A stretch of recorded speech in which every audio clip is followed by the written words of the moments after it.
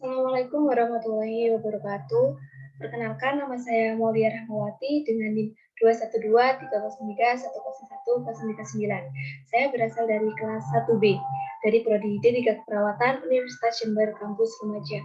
Baik, di sini saya akan menjelaskan tentang anatomi dan fisiologi sistem respirasi. Oleh saya sendiri yaitu Maulia Rahmawati dengan NIM 212-303-101-039.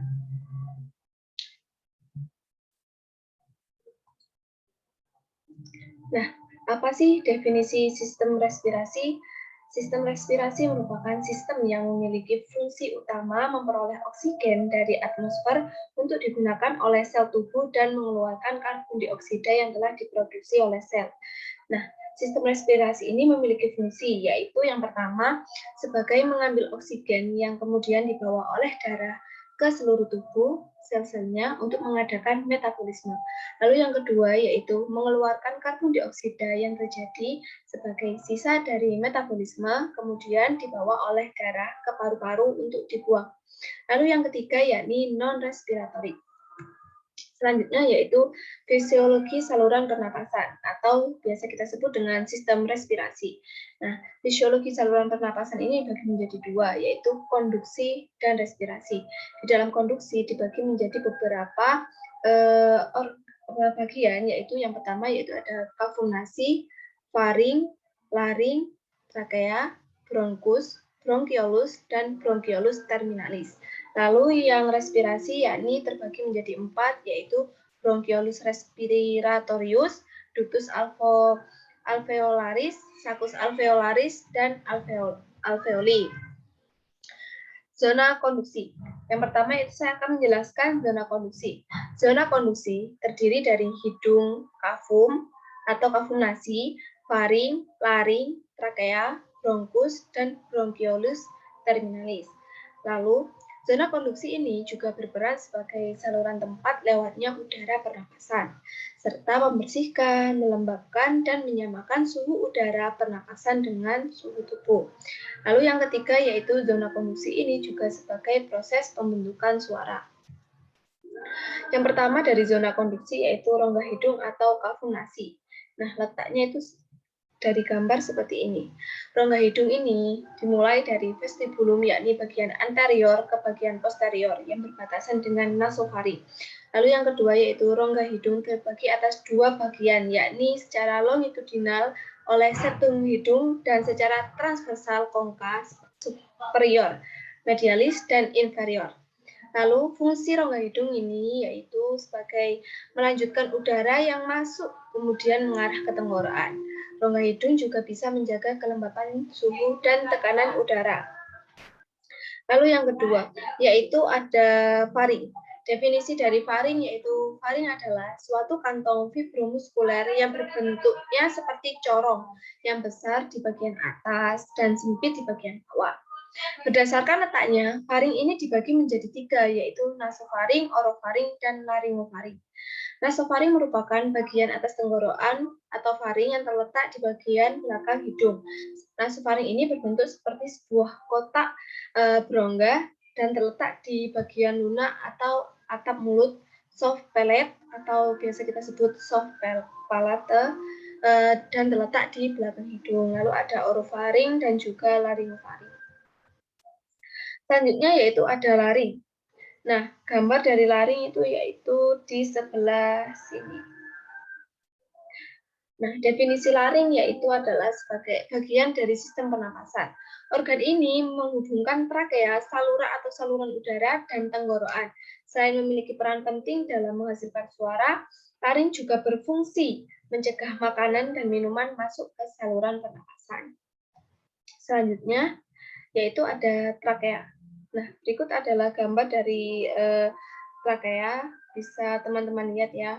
Nah, trakea ini merupakan tabung udara besar yang mengarah dari laring atau kotak suara menuju ke bronkus atau saluran udara besar bercabang yang memasuki paru-paru.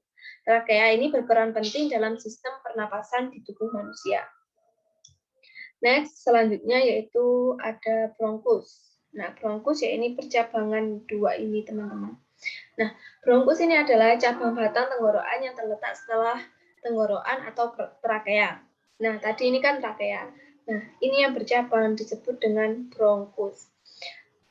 Bercabang ke kanan dan ke kiri. Bagian ini merupakan saluran udara yang memastikan udara masuk dengan baik dari trakea ke alveolus. Next, selanjutnya yaitu ada bronkiolus. Nah, bronkiolus itu termasuk dari percabangan bronkus. Nah, kalau ini sama ini tadi bronkus, nah ini kan bercabang lagi. Ini. Nah, itu disebut dengan bronkiolus. Bronkiolus ini merupakan cabang dari bronkus yang adalah cabang batang tenggorokan yang terletak setelah tenggorokan trakea sebelum paru-paru. Bronkiolus ini berfungsi untuk menyalurkan udara dari bronkus ke alveoli. Next, terdapat bronkiolus terminalis. Nah, ini juga bawahnya lagi dari bronkiolus. Nah, bronkiolus terminalis terdapat di sini, teman-teman. Bronkiolus terminalis. Bronkiolus terminalis adalah saluran udara terkecil yang tidak mengandung alveoli atau kantong udara. Bronkiolus ini memiliki garis tengah kurang lebih 1 mm. Jadi di sini. Itu. Next, sekarang beralih ke zona respirasi. Zona respirasi terdiri dari bronkiolus respiratorius, ductus alveolaris, saccus alveolaris, dan alveoli. Zona respirasi ini juga termasuk pertukaran gas antara udara dan darah terjadi dalam alveoli. Next, yang pertama yaitu saya akan menjelaskan bagian dari zona respirasi yaitu bronkiolus respiratorius. Gambar dari bronkiolus respiratorius ini di sini. Nah, itu termasuk bronkiolus respiratorius. Bronkiolus respiratorius ini berasal dari percabangan bronkiolus terminalis. Ini tadi bronkiolus terminalis. Nah, dia itu bercabang ke sini, teman-teman. Nah, yang memiliki fungsi untuk peralihan antara bagian konduksi dengan bagian respirasi sistem pernafasan. Bronkiolus respiratorius ini berhubungan langsung pada ductus alveolaris dan alveolari. Next, yang kedua yaitu ductus alveolaris. Nah, ductus alveolaris itu di sini. Ductus alveolaris ini berasal dari percabangan terminalis bronkiolus respiratorius. Dinding dari ductus alveolaris ini dibentuk dari sederetan alveoli yang saling berdekatan. Dibentuk oleh saccus alveolaris dan alveolus. Fungsinya yakni sebagai menyimpan udara untuk sementara waktu dan untuk memungkinkan penyerapan oksigen ke dalam darah. Next, saccus alveolaris. Nah, berikut adalah gambar dari saccus alveolaris, bisa teman-teman lihat seperti anggur kalau di dalam kehidupan sehari-hari bentuknya. Nah, saccus alveolaris ini yakni dikelilingi oleh alveoli dan berbentuk menyerupai kantung, bergaris tengah kurang dari 200 mm, termasuk epitel, selapis gepeng, dan jaringan ikat. Lalu selanjutnya yaitu ada alveoli. Nah, alveoli ini terletak di sini, teman-teman. Alveoli ini adalah rongga berbentuk cekung yang dikelilingi oleh banyak kapiler kecil. Fungsinya adalah sebagai tempat pertukaran oksigen dan karbon dioksida. Alveoli ini kemudian menyerap oksigen dari udara yang dibawa oleh bronkiolus, yang di sini tadi, percabangan dari bronkus, dan mengalirkannya ke dalam darah. Seperti itu. Nah, untuk pengukuran frekuensi napas, kita bisa menggunakan cara dengan 4 cara ini. Yang pertama yaitu kita membutuhkan alat jam tangan sebagai melihat waktu, karena kita nanti mengukur frekuensi napas ini dilakukan selama 1 menit, atau bisa menggunakan jam dinding pada ruangan jika ada.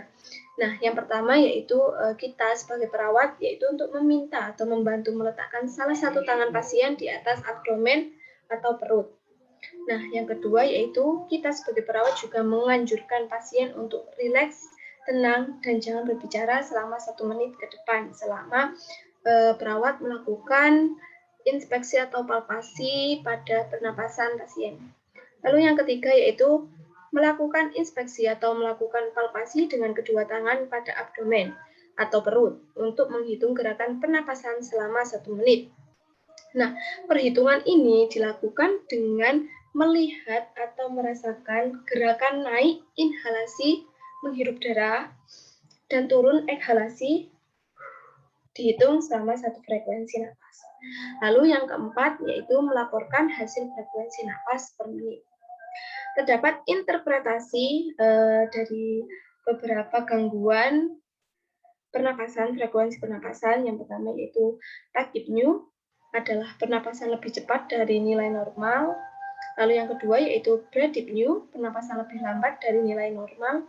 Dan yang terakhir yaitu ada apnea, bila pasien tidak bernapas. Next, yaitu terdapat tabel nilai normal frekuensi pernapasan. Setelah kita melakukan pemeriksaan pernapasan, tentunya kita akan mendapatkan hasil itu. Nah, kita bisa melihat tabel ini, tabel normal frekuensi pernapasan, apakah orang tersebut napasnya normal atau tidak. Nah, pada usia dewasa lebih dari 18 tahun, rentang normal pernapasan, frekuensi pernapasan yaitu 12 hingga 20 kali per menit. Lalu yang kedua yaitu remaja dari usia 12 hingga 18 tahun, yakni dengan rentang normal 12 hingga 16 kali per menit. Lalu yang ketiga yaitu anak-anak 5 hingga 12 tahun, rentang normal frekuensi pernapasan adalah 18 sampai 30 kali per menit. Lalu prasekolah 4 hingga 5 tahun dengan rentang normal frekuensi pernapasan yakni 22 hingga 34 kali per menit. Lalu prasekolah 4 hingga 5 tahun itu yakni rentang normal frekuensi pernapasan 22 hingga 34 kali per menit. Lalu ada bawah 3 tahun atau toddler atau pada sekitar usia 1 hingga 3 tahun, yaitu rentang normal frekuensi pernapasan terjadi sebanyak 24 hingga 40 kali per menit. Lalu ada bayi yang berusia 1 bulan hingga 1 tahun, rentang normal frekuensi pernapasan dengan rentang normal nilai yaitu 30 hingga 60 kali per menit. Dan yang terakhir yakni BBL atau bayi baru lahir atau infant. Nah, dengan usia 0 hingga 1 bulan, rentang normal frekuensi pernafasan yakni 40 hingga 60 kali per menit. Next, terdapat suara napas. Yang pertama yaitu ada vesikuler. Vesikuler merupakan suara napas vesikuler terdengar di semua lapang paru yang normal, bersifat halus, nada rendah, inspirasi lebih panjang dari ekspirasi. Lalu yang kedua yaitu bronkofesikuler, terdengar di daerah percabangan bronkus dan trakea sekitar sternum atau dada, dari regio interskapula maupun ICS interkosta 1:2. Lalu inspirasi sama panjang dengan ekspirasi, jadi sama dengan vesikuler yang tadi.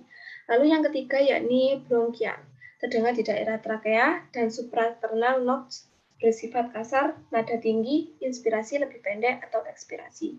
Kebalikan dari vesikuler dan bronkofesikuler. Lalu selanjutnya yaitu ada suara tambahan.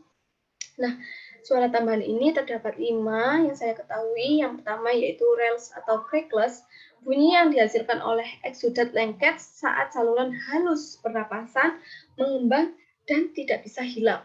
Suruh pasien batuk sering ditemukan pada pasien dengan peradangan paru seperti TBC maupun pneumonia.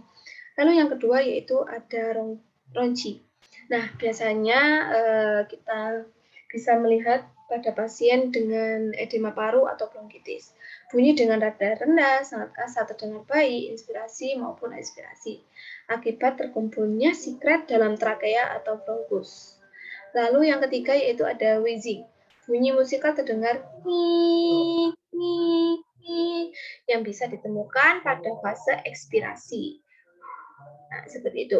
Maupun inspirasi akibat udara terjebak pada celah yang sempit seperti edema pada bronkus. Lalu yang keempat yaitu ada pleural friction loop. Suatu bunyi terdengar kering akibat gesekan pleura yang lagi meradang. Lalu yang terakhir yaitu ada vokal resonansi, pemeriksaan mendengarkan dengan stetoskop secara sistematik di semua lapang paru, membandingkan kanan dan kiri pasien diminta dengan mengucapkan 77 berulang-ulang. Nah, terima kasih. Mungkin itu saja materi tentang anatomi dan fisiologi sistem respirasi atau sistem pernapasan yang dapat saya jelaskan. Apabila ada salah kata dalam tutur kata saya yang sudah saya jelaskan tadi, saya mohon maaf. Wassalamualaikum warahmatullahi wabarakatuh.